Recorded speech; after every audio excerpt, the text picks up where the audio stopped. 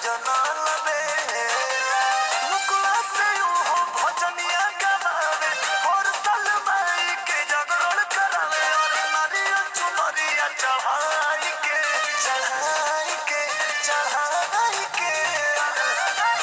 good morning बोले सजना good morning बोले सजना माई दुबरिया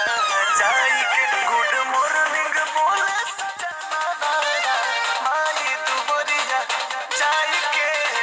चोई कुवारा के चढ़ते अंजोरावा पूजा करे ले पिया 4 बजे भोरवा मम्मी में इनकर बदल जाला मोती चोपेले खाली खाली दुर्गा सरस्वती और भगवती में माना रमाई के